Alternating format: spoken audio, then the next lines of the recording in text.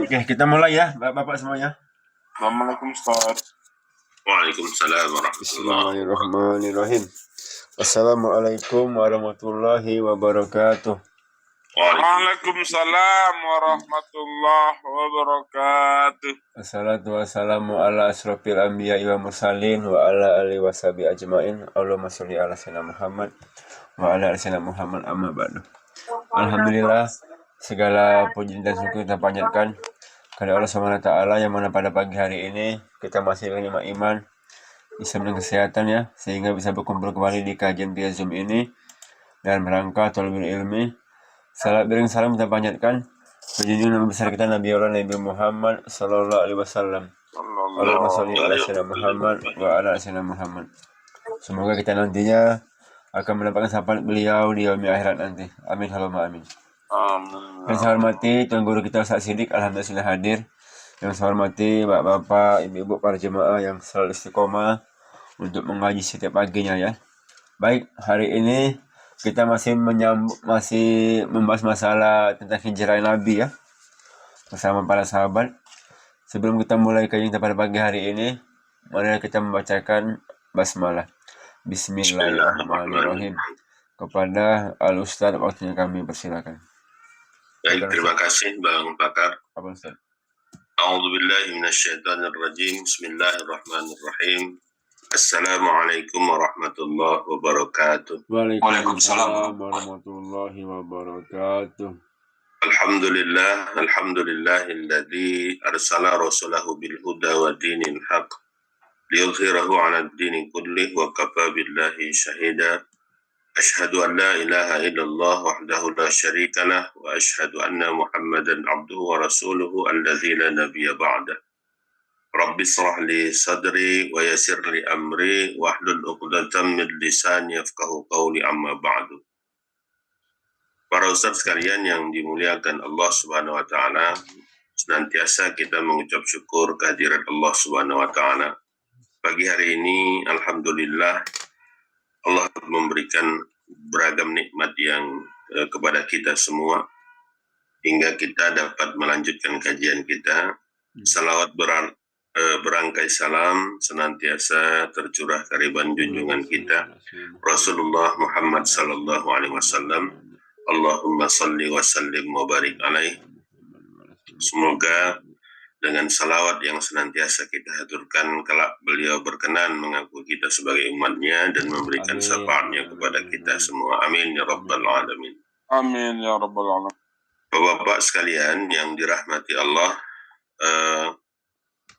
menarik ya untuk kemudian mengkaji setiap apa yang dilaksanakan ya oleh Rasulullah SAW, karena setiap perkataan, perbuatan atau diamnya beliau itu adalah sebagai hukum yang kita kenal dengan hadis ya. Nah, gimana beliau ini? Kenapa kemudian ini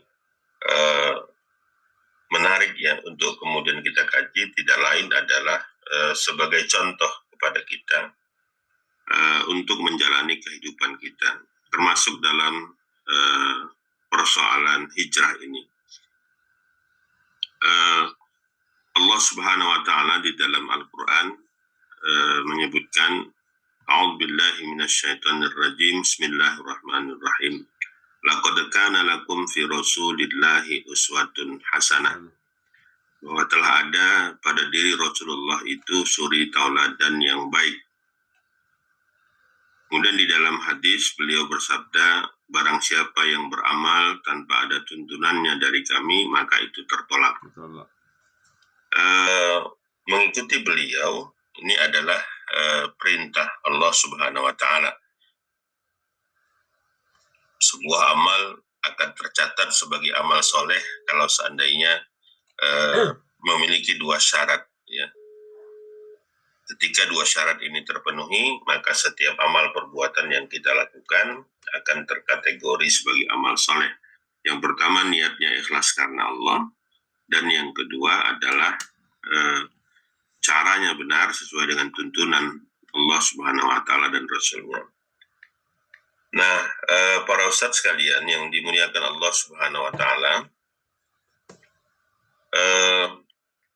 ada pelajaran penting yang bisa kita ambil ya dari detik-detik hijrahnya Rasulullah SAW.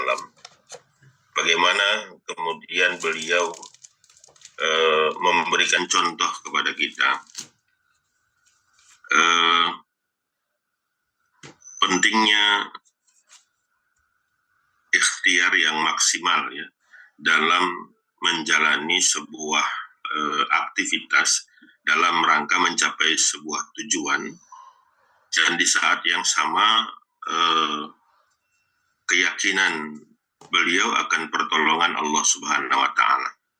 Jadi beliau tidak meninggalkan ikhtiar, upaya yang beliau lakukan dan para sahabat secara maksimal untuk bisa sampai pada tujuan yang beliau inginkan, yaitu hijrah ya. Hijrah sampai ke Madinah. Beragam strategi upaya yang beliau lakukan itu dilaksanakan ya. Meski beliau yakin bahwa pertolongan Allah itu akan datang ya. Allah itu akan kemudian pasti menolong beliau untuk sampai ke Madinah dalam hijrahnya. Dan keyakinan itu tidak kemudian menjadikan beliau melupakan atau kemudian tidak bersungguh-sungguh dalam menjalankan ikhtiar ya. Karena ikhtiar ini adalah wilayah yang kita kuasai ya. Nah, sehingga disinilah kita akan melihat bagaimana langkah-langkah yang beliau lakukan itu, ikhtiar yang beliau lakukan itu memang secara maksimal beliau lakukan ya. Dan ini alamiah terjadi ya. Sebagai manusia yang kemudian menjalankan aktivitas itu. Nah, para ustadz sekalian yang dimuliakan Allah, sedikit saya ingin gambarkan bagaimana proses hijrahnya beliau ya. Di sini nanti kita akan bisa melihat bagaimana perpaduan itu mudah-mudahan bisa menjadi contoh bagi kita dalam menggapai setiap tujuan yang kita inginkan. Kita senantiasa harus menggabungkan dua ini. Pertama, ikhtiarnya itu maksimal ya, sesuai dengan wilayah yang kita kuasai ya.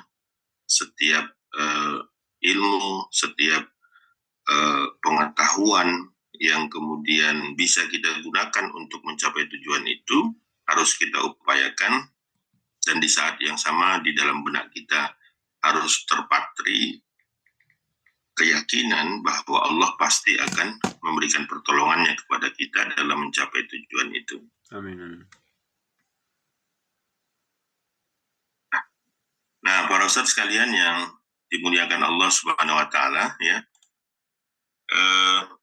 Ketika kemudian kita bahas kemarin kesiapan masyarakat Madinah ya untuk menjadikan beliau sebagai pemimpin dan menerapkan Islam di tengah-tengah beliau ya, ini dikuatkan dengan Baiat Aqabah yang kedua dengan 75 orang perwakilan dari Aus dan Khazraj, 73 laki-laki dan 2 orang perempuan. Inilah yang menguatkan beliau, dan inilah satu-satunya alasan beliau untuk melakukan hijrah. Dan para sahabat itu sudah mulai melakukan hijrah ya. Jadi ketika kaum musyrikin Makkah itu mengetahui para sahabat itu telah melakukan persiapan untuk hijrah, ya keluar dari Makkah dengan membawa serta keturunan, anak-anak dan harta mereka ke tanah Madinah, yaitu dengan pendukung kaum Aus dan Khazraj, maka orang-orang Makkah itu pada waktu itu mengalami kegelisahan dan kekhawatiran yang luar biasa. Ya. Mereka melihat di depan mereka benar-benar telah tampak ancaman besar yang serius, ya, yang bisa mengancam dua hal. Pertama adalah entitas paganisme mereka, yaitu agama nenek moyang mereka. Yang kedua adalah perekonomian mereka. Jadi dua hal ini yang menjadi kekhawatiran orang-orang Makkah ketika dakwah Rasulullah SAW itu mendapat sambutan yang luar biasa oleh masyarakat Madinah. Pertama apa? Pertama adalah penerimaan masyarakat Madinah ini otomatis ya akan menjadi musuh karena agama yang ditawarkan, yang disampaikan oleh Rasulullah SAW selama ini bertentangan dengan pemahaman paganisme ya yang mereka yakini ya, yaitu agama nenek moyang mereka. Mereka akan mendapatkan musuh ya, yaitu Islam yang sudah mendapatkan kekuatan. Maka kekuatan Islam akan berhadapan dengan kekuatan orang-orang Quraisy dari sisi keagamaan, akan bertentangan. Yang kedua adalah dari sisi perekonomian. Penerimaan masyarakat Madinah terhadap Islam ini menjadi momok tersendiri bagi orang-orang Quraisy ya, karena memang Madinah itu adalah jalur perdagangan mereka. Karena mereka ya. Nah, yang pertama kekhawatiran mereka dari sisi agama, mereka memahami bagaimana kepribadian Rasulullah, kemudian pengaruh beliau ya yang begitu dahsyat, kemudian kesempurnaan kepemimpinan beliau, tekad, keteguhan, ya, dan juga kesiapan para sahabat untuk berkorban demi merealisasikan keyakinan mereka, yaitu Islam tadi. Dan ini sulit untuk dibendung oleh orang-orang Quraisy ya. Bahkan para sahabat itu rela mengorbankan apa saja demi Islam. Dan ini buah dari pembinaan yang dilakukan oleh Rasulullah SAW kepada mereka. Ditopang dengan perlindungan orang-orang Madinah ya, yaitu kabilah Aus dan Khazraj. Kaum musyrik Mekah itu tahu bagaimana nilai strategisnya Madinah ya, terkait dengan jalur perdagangan yang melintasi pesisir pantai Laut Merah dari Yaman ke Syam. Jadi sudah sejak lama orang-orang Makkah itu melakukan perdagangan dari Yaman ke Syam. Ya. Kalau misalnya musim dingin mereka ke Yaman atau musim panas nanti ke Syam gitu. Ini sudah berlangsung lama dan sudah menjadi aktivitas utama ya dari orang-orang Makkah. Mereka itu penghasilannya itu dari berdagang.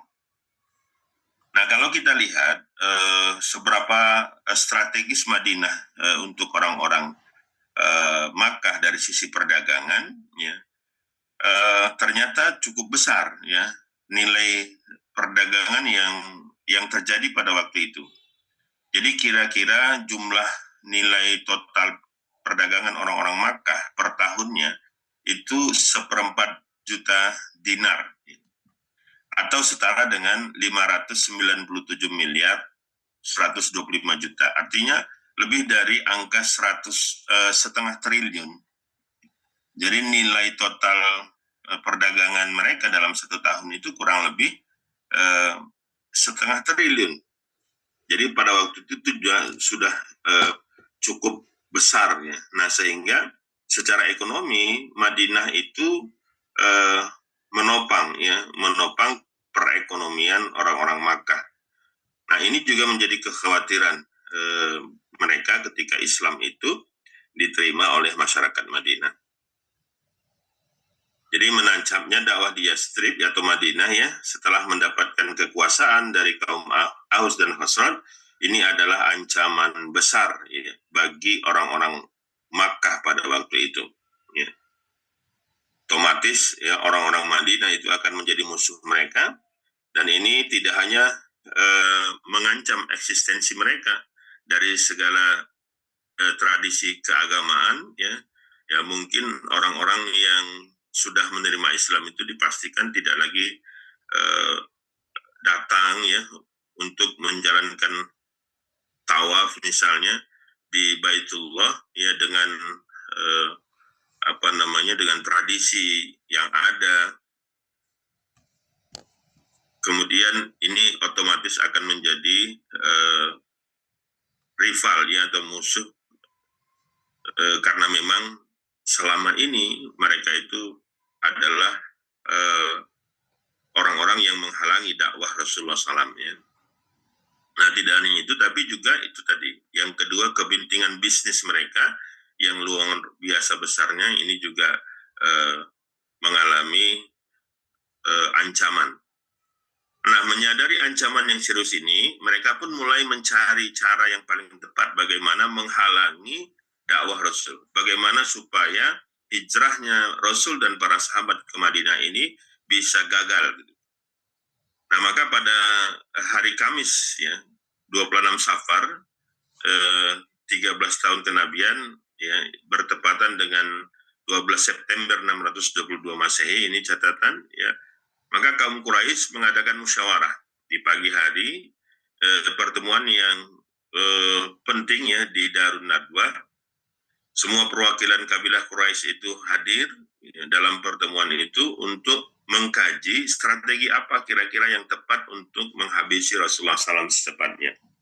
Kemudian memadamkan cahaya Islam ya, agar dakwah ini tidak kemudian menyebar.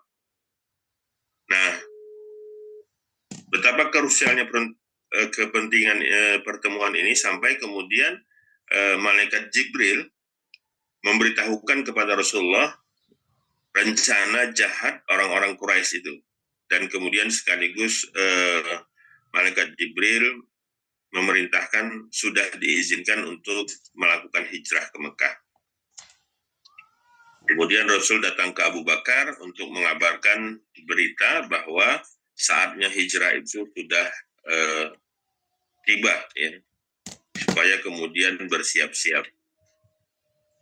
Nah, para ustadz sekalian yang dimuliakan Allah Subhanahu wa taala, nah ternyata ya, orang-orang Quraisy itu ketika melakukan musyawarah di Darun Nadwah ya, untuk kemudian bermufakat ya, bagaimana cara terbaik untuk membunuh Rasulullah SAW, ada juga bantuan iblis di sana ya, yang kemudian menyerupai seorang orang tua. Nah, kemudian sempat terjadi di dalam riwayat itu disebutkan perdebatan, dan sampailah mereka sampai pada satu kesimpulan, bersepakat untuk membunuh Rasulullah Muhammad SAW dan dilakukan oleh semua perwakilan suku-suku yang ada di Makkah pada tengah malam. Nah, ini dilakukan agar tidak ada tuduhan dari Bani Hashim atau Bani Abdul Muthalib terhadap kematian Rasulullah nantinya. Jadi semua suku itu bertanggung jawab terhadap proses pembunuhan itu, gitu. Ya, sehingga semuanya bertanggung jawab dan tidak bisa dituduh suku mana yang kemudian harus bertanggung jawab. Nah, para ustadz sekalian yang dimuliakan Allah Subhanahu wa taala, ini dia ya, untuk mengeksekusi rencana jahat mereka telah dipilih 11 orang pemuka Quraisy. Yang pertama itu Abu Jahal bin Hisham, kemudian Al-Hakim, Uqbah, An-Nadhr, Al-Haris, ya, Umayyah bin Khalaf, ini ketika mereka belum masuk Islam ya, Umayyah ini sempat masuk Islam. Jam'ah bin Al-Aswad, ya, Ta'imah bin Adi, Abu Lahab juga, ya, ini paman beliau sebenarnya. Ubay bin Khalaf dan Nabi Al-Hajjaj dan saudaranya Munabbih bin Al-Hajjaj. Jadi inilah 11 ya kesatria orang-orang Quraisy yang diberikan tugas pada malam nanti itu membunuh Rasulullah SAW. Nah, kemudian Ibnu Ishaq mengatakan ketika tengah malam mereka berkumpul di depan pintu rumah Rasulullah SAW, ya, menunggu baginda kapan beliau tidur, kemudian mereka akan menyergapnya. Nah, inilah rencana mereka, ya, bahwa ketika Rasulullah tidur tengah malam, disitulah kemudian mereka akan bersama-sama memasuki rumah Rasul dan membunuhnya. Kemudian mereka berjaga, ya, berjaga-jaga terus, tidak kemudian tertidur untuk menjalankan rencana itu. Ya, tetapi memang Allah Maha Kuasa, ya, atas segala sesuatu. Mereka itu membuat makar dan Allah juga membuat makar, dan Allah lah sebaik-baik pembuat makar, ya. Allah Maha Kuasa, ya, atas segala sesuatu, dan Allah Maha mampu mewujudkan janjinya. Nah, tapi di sini kita bisa mengambil pelajaran, ya, bahwa Rasulullah SAW itu ikhtiarnya, ya, beliau lakukan secara maksimal. Jadi tidak kemudian semata-mata mengandalkan pertolongan Allah saja, ya. Tapi usaha yang beliau lakukan itu dengan beragam strategi supaya kemudian berhasil, ini beliau lakukan dulu. Nah, setelah kemudian ikhtiar ini maksimal, ya, baru kemudian pertolongan Allah itu menyambutnya, ya. Di saat-saat memang upaya itu tidak dapat lagi dilakukan, maka pertolongan Allah itu turun.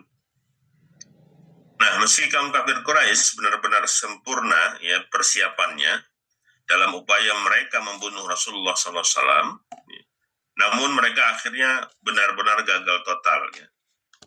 Pada saat-saat sulit ini Rasulullah SAW memerintahkan Ali bin Abi Thalib. Nah, ini strateginya. Pertama, memerintahkan Ali bin Abi Thalib untuk tidur di tempat tidur beliau,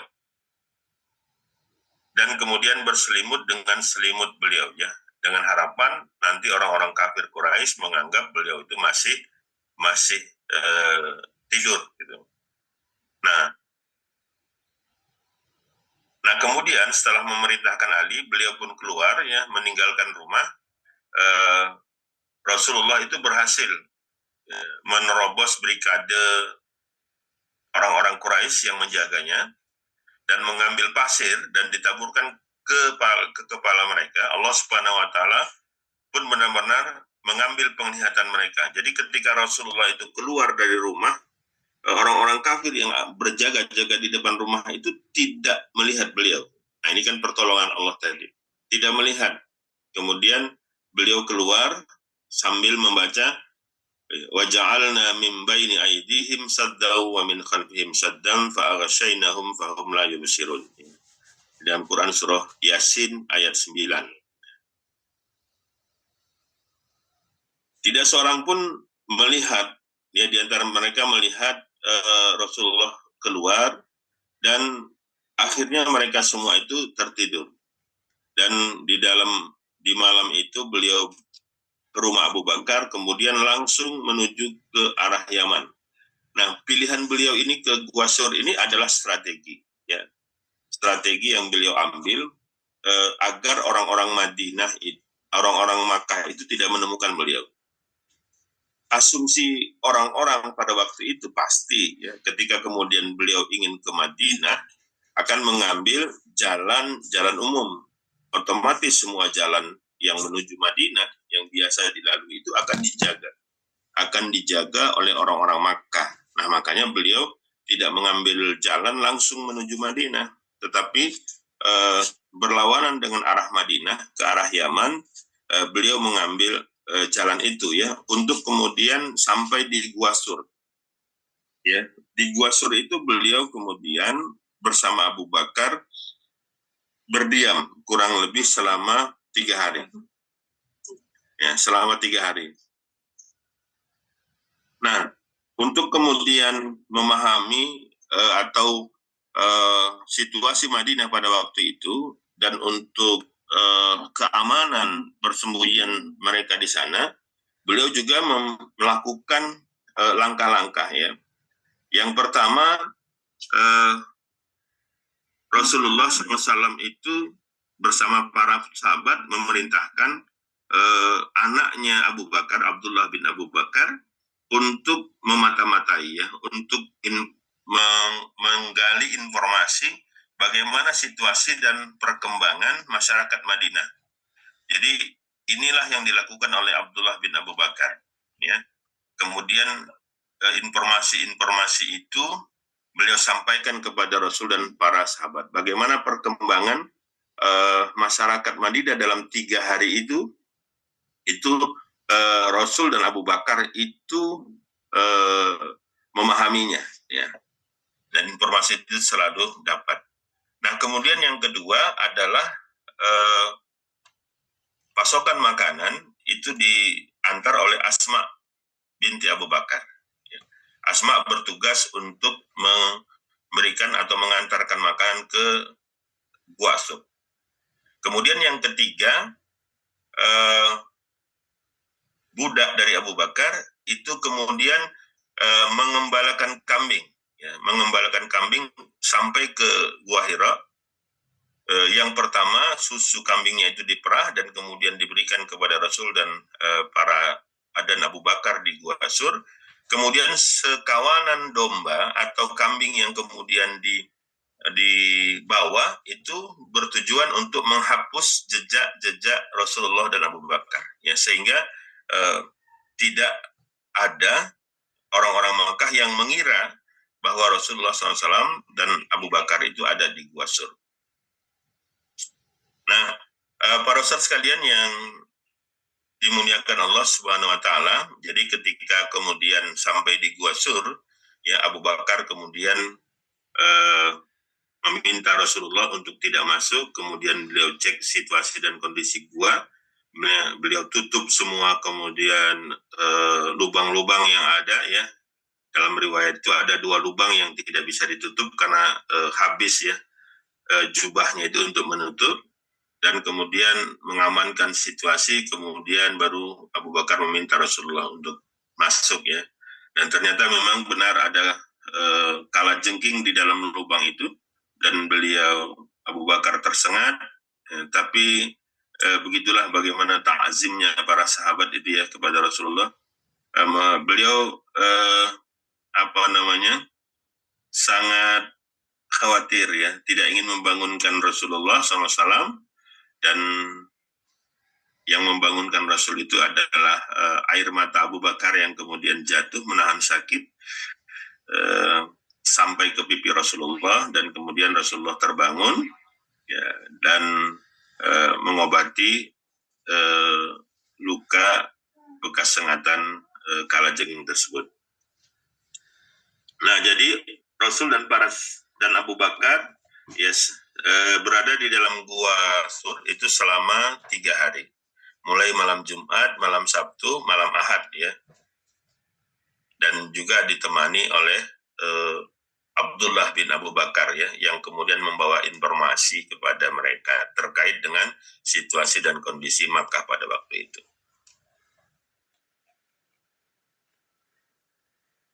Nah, ini Amir bin Fahirah, ya, budak Abu Bakar, itu ditugaskan untuk mengembalakan kambing tadi, memerah susunya untuk Rasul dan beliau Abu Bakar, kemudian menghapus jejak-jejak Rasulullah dan Abu Bakar, ya, dengan sekawanan kambing yang beliau bawa.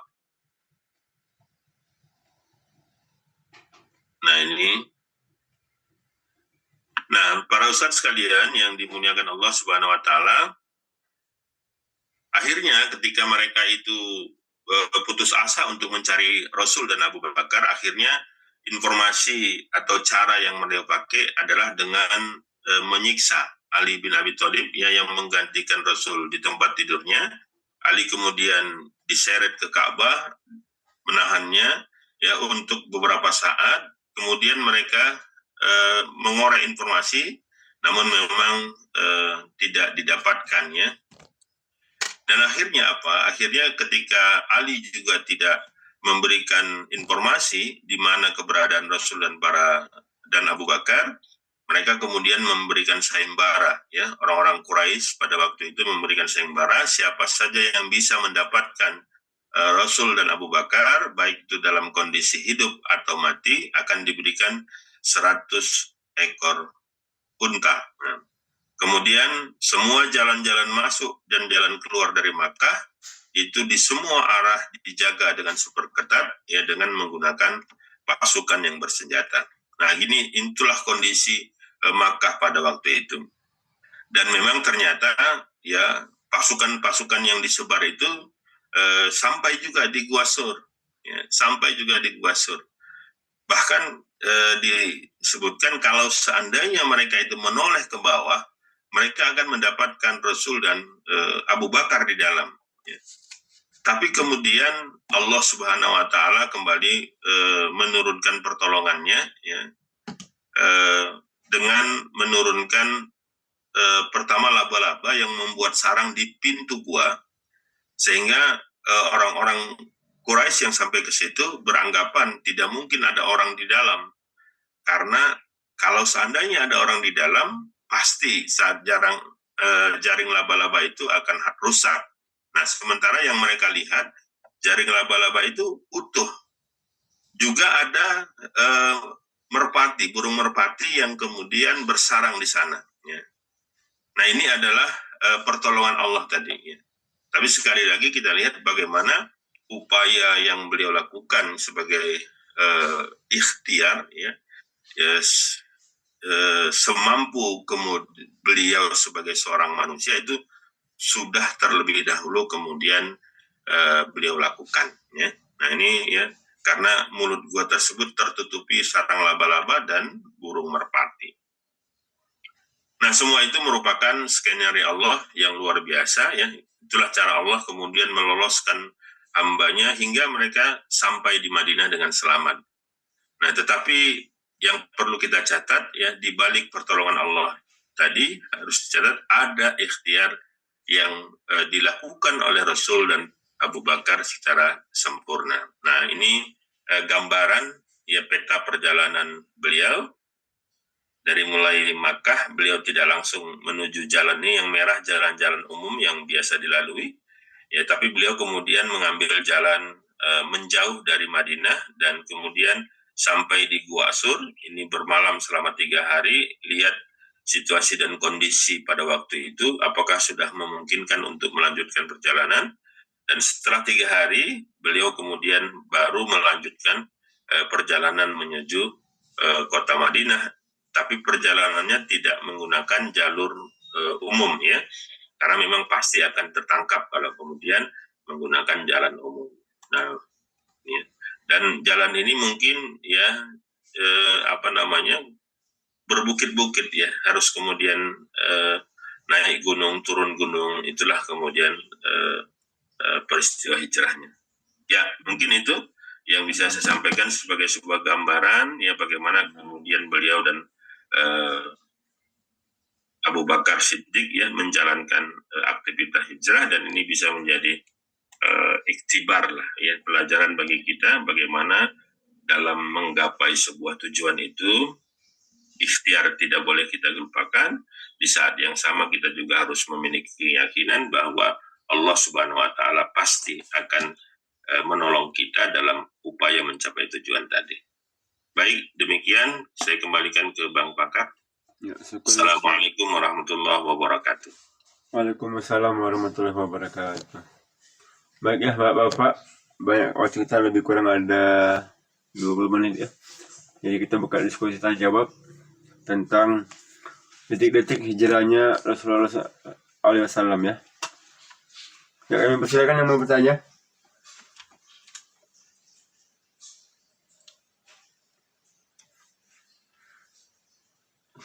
Assalamualaikum Ustaz. Waalaikumsalam warahmatullahi Tadi wabarakatuh. ada saya baca masalah Pak Makar itu kan, cuma situ saya lihat nggak ada nama surahnya Ustaz. Di situ nggak ada Quran 7 ayat 30. Itu surah apa Ustaz? Makar, masalah Makar. Surat Taubah.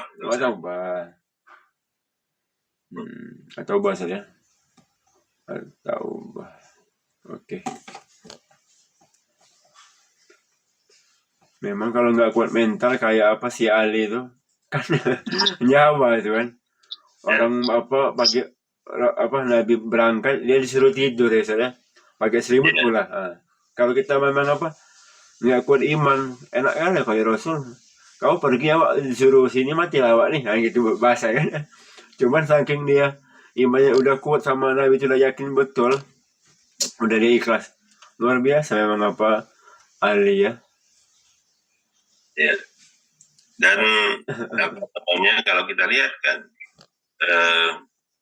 Islam ini disebarkan secara alamiah ya. Iya, Dengan kekuatan beliau itu sebagai seorang manusia gitu. Jadi ya mudah bagi Allah kemudian kalau untuk menyampaikan beliau dari Makkah ke Madinah kan, memperjalankan Isra Mi'raj beliau aja bisa. mudah bagi Allah gitu ya. Apalagi kemudian menyampaikan ya beliau itu dari Makkah ke Madinah gitu. Kalau memang itu kemudian menggunakan kekuasaan Allah mudah gitu ya. Yeah. Tapi kemudian ini menjadi pelajaran bagi kita bahwa Islam itu beliau sebarkan dengan kapasitas beliau sebagai manusia. Ini sebagai contoh orang-orang setelahnya itu juga pasti bisa kemudian melakukan apa yang beliau lakukan gitu. Ya. Jadi tidak misalnya malaikat Jibril datang itu ada konspirasi orang-orang Quraisy. Ya mudah ya, udah selesaikan aja. Jibril misalnya kan gitu. Ya mudah gitu. Tapi kemudian itu tidak kemudian dicontohkan oleh Rasul. Rasul itu berupaya maksimal dengan kapasitas beliau sebagai seorang manusia, ya berusaha bagaimana bisa selamat ya sampai ke Madinah. Walaupun memang dalam perjalanannya itu pertolongan Allah itu selalu datang ya, di saat-saat yang tepat. Nah kadang kita juga begitu ya. Tidak bisa juga kita terlalu mengandalkan doa misalnya gitu ya. Kan kita tidak berdoa, tetap kita berdoa, bermohon kita karena yakin kita pertolongan Allah tadi. Tapi juga tidak meninggalkan sunnatullah ya. Sunnatullah ini yang saya maksud itulah wilayah yang kita kuasai sebagai wilayah ikhtiar kita. Ini juga harus kita lakukan secara maksimal. Ya, mungkin itu ya.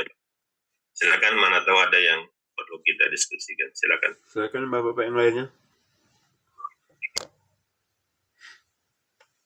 Banyak ini waktu untuk bertanya, silakan ya. Memang asik apa kalau udah membicarakan Rasul ini nggak habis-habis memang.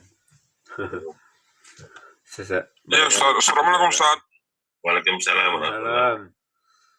Juga tantangannya tadi saya lihat Ustaz, baru ini saya dengar juga itu. Ternyata sampai iblis tadi menjelma jadi manusia, saya baca di situ. Ya. Menjelma sebagai manusia untuk peran menggagalkan hijrahnya Rasul itu. Memang berat, apalagi kita sekarang ya Ustaz ya. Ya. Apa mungkin nanti ada lagi setelah itu nanti sampai setan iblis juga menjelma sebagai manusia Ustaz untuk menggagalkan dakwah Islam ini. Kalau selevel kita imannya ya keok juga Ustaz, jauh gitu. Nah, demikian Ustaz. Iya. Ya Allah alam ya, karena ini yang gaib ternyata kan ada gitu ya informasi itu. Ya informasi ini tentunya didapatkan dari riwayat-riwayat yang ada baik itu Al-Quran maupun As-Sunnah. Nah, apakah memang tentunya ada ya yang paling tidak ingin kemudian Islam itu bisa ditegakkan ya pastinya iblis ya, atau syaitan lah menurut dia. Nah, kemudian syaitan ini di dalam Quran surah An-Nas Allah sebutkan ada dari jenis jin, minal jinnati wan nas, ada juga dari jenis manusia. Jadi inilah nanti yang akan melakukan penghadangan atau penghalangan dakwah Islam itu. Ya. Dan dua golongan inilah yang kemudian akan menyeru manusia untuk ke jalan yang bertentangan dengan jalan Allah dan Rasul-Nya. Halangan, rintangan itu akan senantiasa dilakukan, ya. Karena memang iblis itu sudah memproklamirkan, ya, bahwa dia akan selalu menggoda anak cucu Adam, ya, sampai kapanpun. Dari depan, dari belakang, dari samping, dari atas, dari bawah, itu upaya yang dilakukan oleh syaitan tadi. Nah, makanya kita senantiasa dianjurkan untuk berlindung kepada Allah dari godaan syaitan. Jadi Rasul mengatakan di semua aktivitas kita itu dimulai dengan Bismillah. Itu adalah sebagai tameng, ya, sebagai pelindung kita dari godaan syaitan. Dan kita yakin bahwa la haula wala quwata illa billahil aliyil azim. Tidak ada satu kekuatan pun, ya, yang bisa mengalahkan kekuatan Allah Subhanahu wa taala. Nah, ini yang bisa kita lakukan, ya, karena tadi ada yang bisa kita lihat, yaitu setan dalam bentuk manusia, dan kita bisa melihat dan bisa mengidentifikasi setan dalam bentuk manusia itu adalah yang menyeru ke jalan setan, yang menyeru bertentangan dengan jalan Allah. Nah, yang tidak bisa kita lihat inilah kemudian, ya, kita berlindung kepada Allah, ya, dengan doa-doa yang kita sampaikan. Kita dianjurkan untuk memulai pekerjaan Bismillah, kemudian ketika kita baca Quran, ya, harus diawali dengan ta'awuz, a'udzubillahi minasyaitonirrajim, misalnya. Nah, insya Allah dengan doa-doa tadi, ta'awuz dan Bismillah itu melindungi kita dari gangguan, ya, gangguan setan dalam bentuk jin tadi. Ya, mungkin itu, ya, Pak. Wallahu a'lam bishawab. Ya. Terima kasih Ustaz untuk penjelasannya. Satu lagi Ustaz. Ya. Kalau di situ tadi kan tahu jumlah warga muslimnya untuk hijrah Ustaz, ya.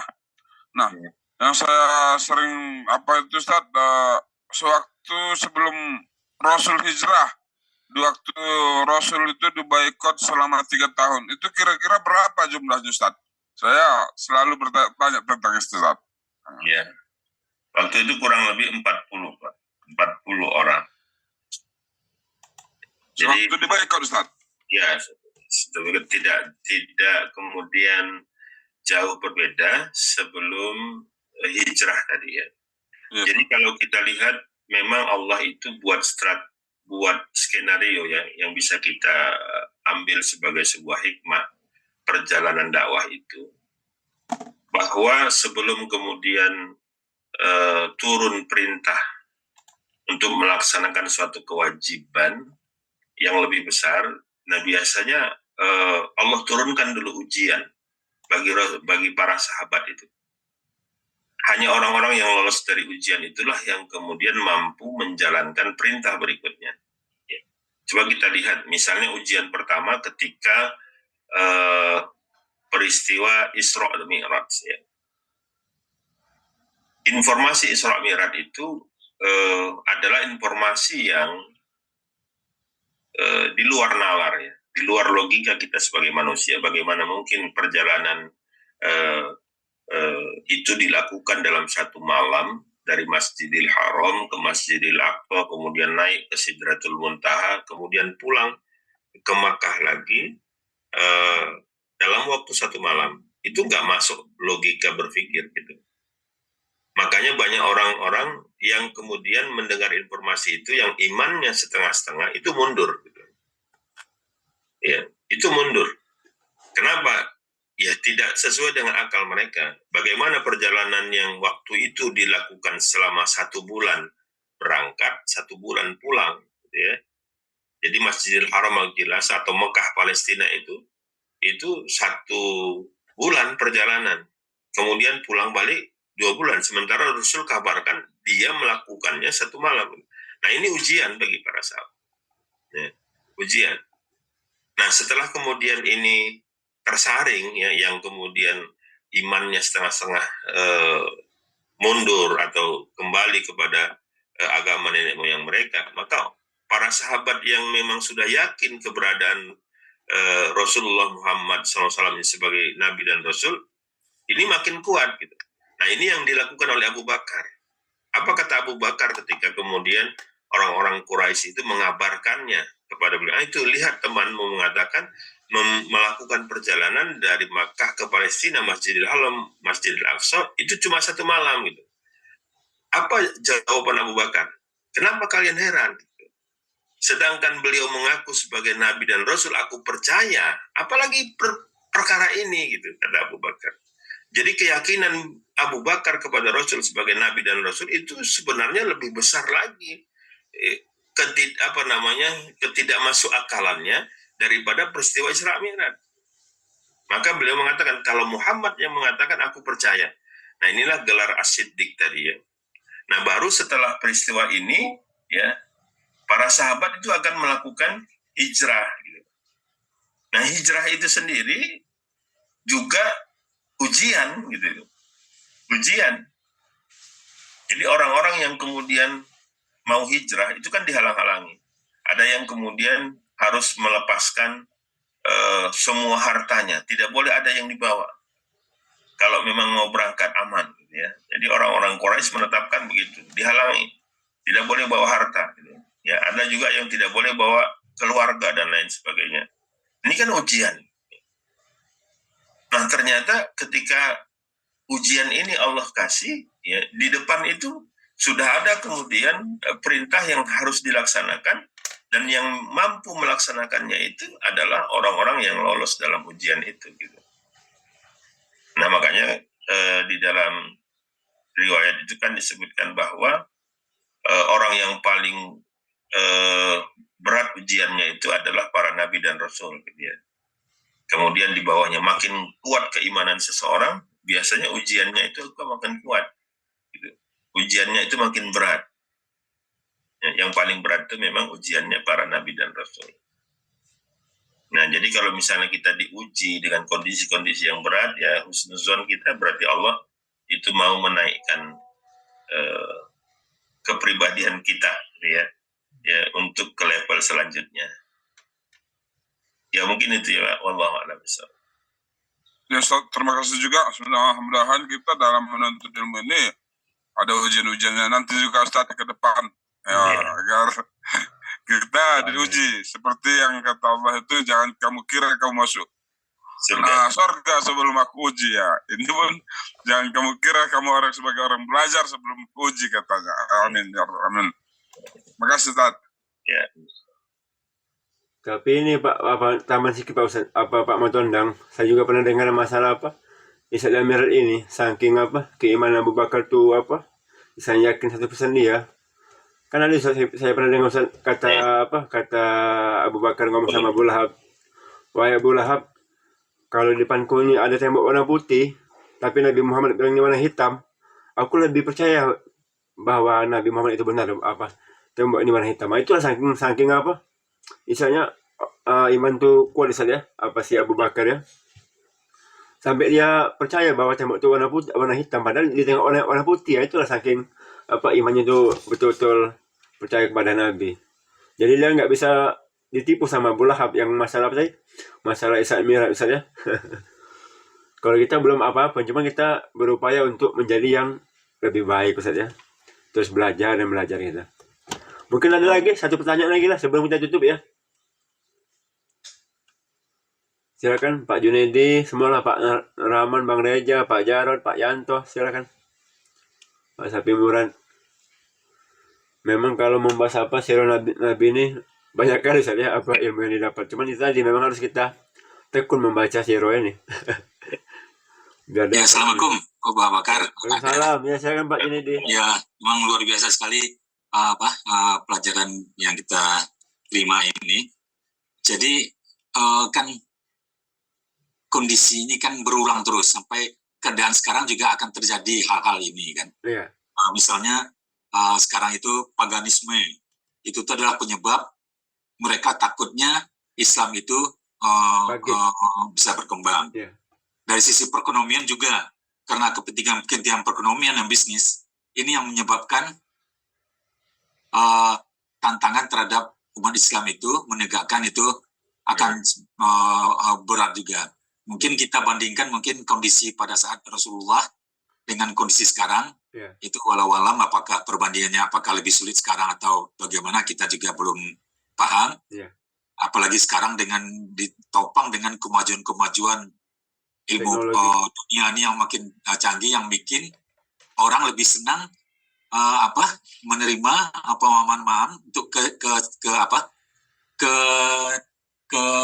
kenikmatan dunia, karena dengan begitu majunya kenikmatan dunia sekarang kan.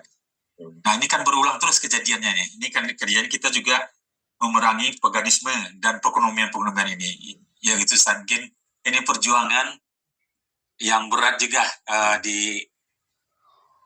yang akan kita lalui oleh umat-umat ini. Pasti ini berulang. Tapi yang jelas kan kita yakin bahwa tujuan kita hidup itu apa sebetulnya kan? Tujuan duniakah ataukah kita itu adalah utusan Allah di dunia ini? Kira-kira mungkin itu yang saya tangkap dari kajian kita ini. Cuman ini tetap perjuangan berjalan terus sampai saja ini. Cuman mungkin dulu kita ada Nabi, ada Rasulullah yang memimpin umat. Pada kondisi sekarang ini kan kita belum punya lah gitu ya, pemimpin yang bisa menyatukan umat kan gitu Ustaz. Kira-kira mungkin bisa Ustaz diperjelas permohonan kita Ustaz. Ya, baik, terima kasih Pak. Dimungkinkan sekali bahwa peristiwa-peristiwa ini akan berulang gitu. Kalau kita lihat situasi dan kondisi hari ini, maka tidak ada perbedaannya dengan situasi dan kondisi Makkah pada saat itu. Situasi kondisi yang jahiliyah, penuh dengan kemusyrikan, penuh dengan kemaksiatan, itu kita alami hari ini. Hanya beda kemaksiatannya itu dari sisi sarana dan prasarannya saja. Judi misalnya, sekarang dulu itu merajalela di masyarakat Arab. Apapun dijudikan, dari mulai memanah sampai kemudian orang hamil pun dijadikan sarana judi.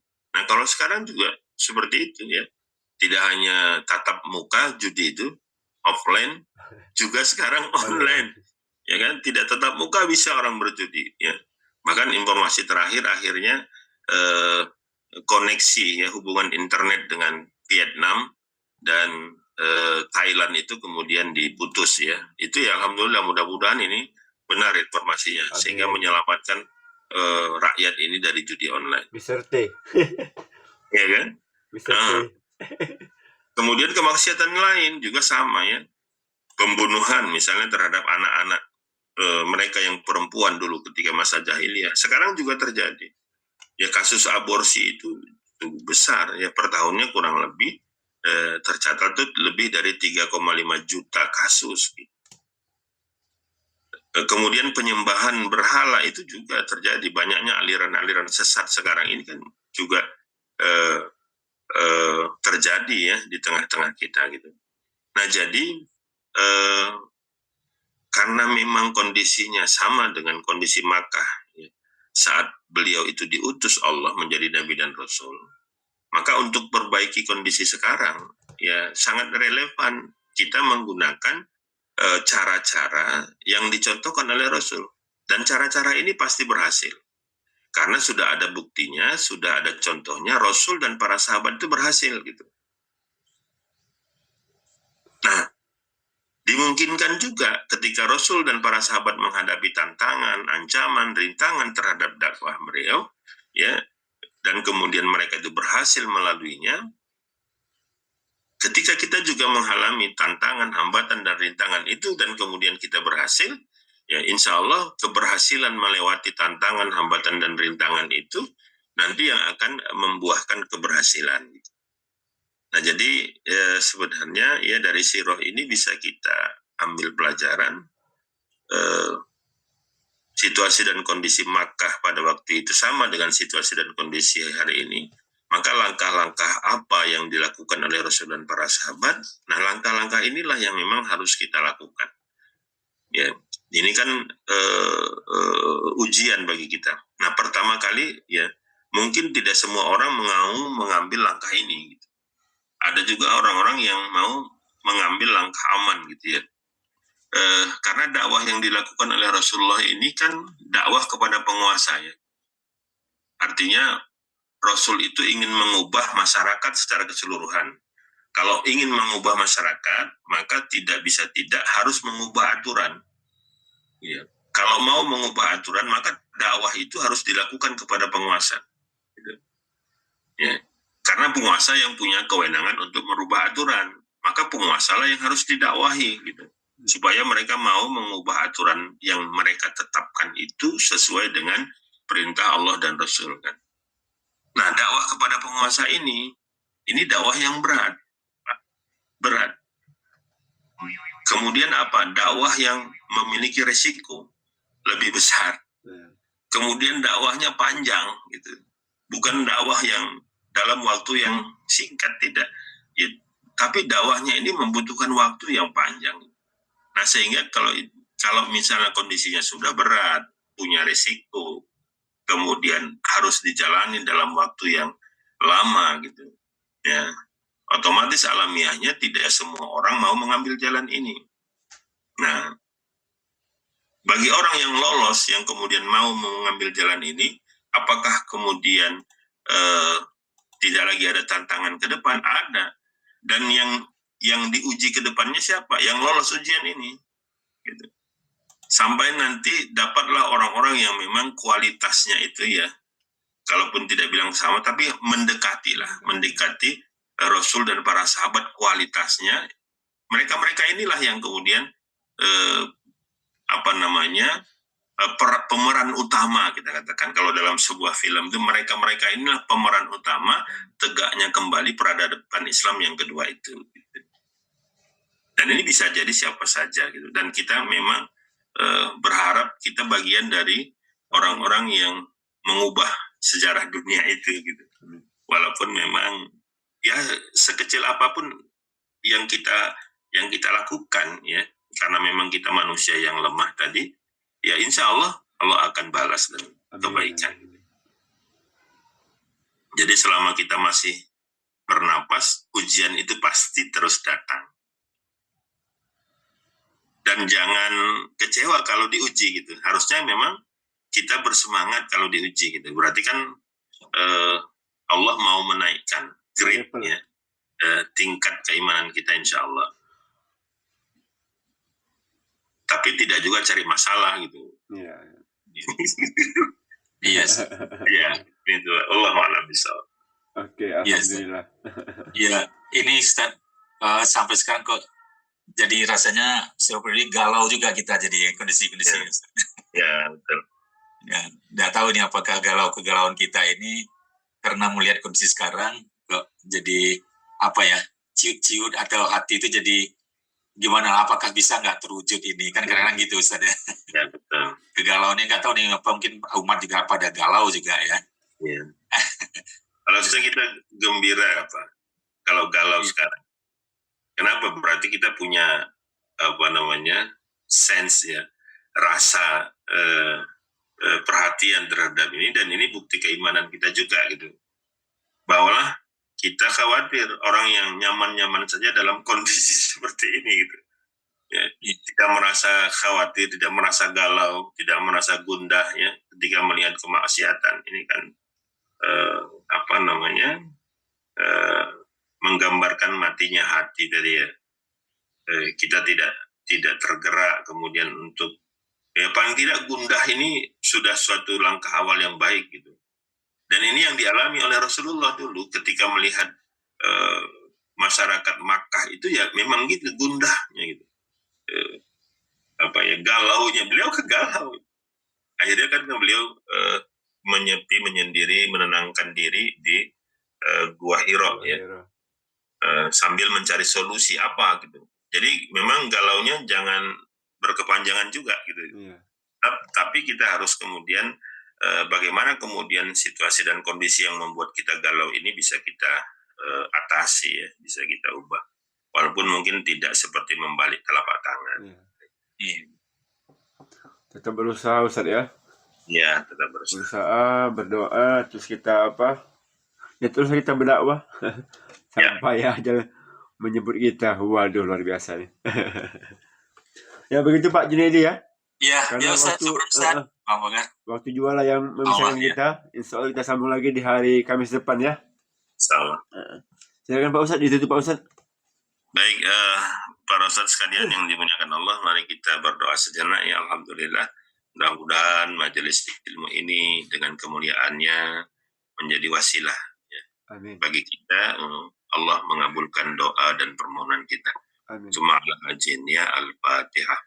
A'udzubillahi minasyaitonirrajim. Bismillahirrahmanirrahim. Alhamdulillahirabbil alamin, arrahmanir rahim, maliki yaumiddin, iyyaka na'budu wa iyyaka nasta'in, ihdinas siratal mustaqim, siratal ladzina an'amta 'alaihim ghairil maghdubi 'alaihim waladdallin. Amin. Na'udzu billahi minasyaitonir rajim. Bismillahirrahmanirrahim. Alhamdulillahirabbil alamin, wassalatu wassalamu ala asrafil anbiya'i wal mursalin wa ala alihi wa ashabihi ajma'in. Allahumma ighfir lana dzunubana wa liwalidayna warhamhuma kama rabbayana shaghira wa li jami'il muslimin wal muslimat wal mu'minina wal mu'minat al ahya'i minhum wal amwat bi rahmatika ya arhamar rahimin. Allahumma inna nas'aluka salamatan fi dinina wa afiyatan fi jasadina wa ziyadatan fi ilmina wa barakatan fi rizqina wa taubatan qabla al-maut wa rahmatan 'inda al-maut wa maghfiratan ba'da al-maut. Allahumma hawin alaina fi sakaratil maut wan najata minan nar wal afwa 'indal hisab. Ya Allah, ya Rahman, ya Rahim, jadikan apa yang kami laksanakan pagi ini ya Allah sebagai amal soleh bagi kami. Amin. Tunjukkan kepada kami ya Allah bahwa yang benar itu adalah benar adanya. Amin. Dan beri kami kekuatan untuk mengikutinya. Dan tunjukkan kepada kami ya Allah bahwa yang salah itu adalah salah adanya, dan beri kami kekuatan untuk meninggalkannya. Amin. Hanya kepadamu ya Rabb kami menyembah, hanya kepadamu kami mohon pertolongan. Karena kami yakin ya Allah Engkaulah sebaik-baik penolong bagi kami. Mudahkan segala urusan kami ya Allah. Bukakan jalan keluar bagi setiap masalah yang kami hadapi. Seandainya di antara kami hari ini ya Allah ada yang masih terlilit hutang, mudahkan baginya untuk melunasi hutang-hutangnya ya Allah. Karena sesungguhnya Engkau Maha Kaya, Engkau Maha memberi rezeki kepada siapa yang Engkau kehendaki. Seandainya di antara kami pagi ini ya Allah ada yang sedang sakit, angkat penyakitnya ya Allah dengan tidak bersisa. Karena sesungguhnya Engkau yang Maha menyembuhkan segala penyakit. Rabbana hab lana min azwajina wa dzurriyyatina qurrata a'yun waj'alna lil muttaqina imama. Ya Allah, anugerahkan kepada kami istri yang solehah, anak-anak yang soleh dan solehah. Jadikan keluarga kami ya Allah keluarga yang sakinah, mawaddah, warahmah. Ya Allah, pagi ini Engkau kumpulkan kami dalam majelis ilmu ini. Kumpulkan juga kami nanti kelak ya Allah di dalam surga-Mu. Hasbunallah wa ni'mal wakil. Ni'mal maula wa ni'man nasir. La haula wa la quwata illa billahil aliyil azim. Rabbana zalamna anfusana wa illam taghfir lana wa tarhamna lanakunanna minal khasirin. Rabbana atina fid dunya hasanah wa fil akhirati hasanah wa qina adzabannar. Wa sallallahu wasallam ala sayyidina Muhammadin nabiyil ummi wa ala alihi wa ashabihi ajma'in. Subhana rabbika rabbil izzati amma yasifun wa salamun alal mursalin walhamdulillahi rabbil alamin. Amin. Syukur Ustaz, jazakan Ustaz atas ilmu waktu yang materi sampaikan. Semoga bermanfaat untuk bapak-bapak yang ada pada pagi hari ini. Semoga Ustaz lebih kesehatan, dimudahkan segala urusannya, dilancarkan segala rezekinya. Amin. Dan juga semoga bapak-bapak yang hadir di sini ya, kita sama-sama diberikan oleh kesehatan, dimudahkan segala urusannya, dilancarkan segala rezekinya ya. Yang masih sakit semoga cepat sembuh, yang punya utang piutang semoga cepat lunas ya. Yang baru merintis usaha semoga usahanya lancar, dan juga semoga hari ini apa yang kita kerjakan mendapatkan kebarokan dari Allah Subhanahu wa taala. Amin ya rabbal alamin. Baik Bapak, kita tutup ya dan membaca hamdalah alhamdulillahirabbil alamin dan juga doa kifaratul majelis.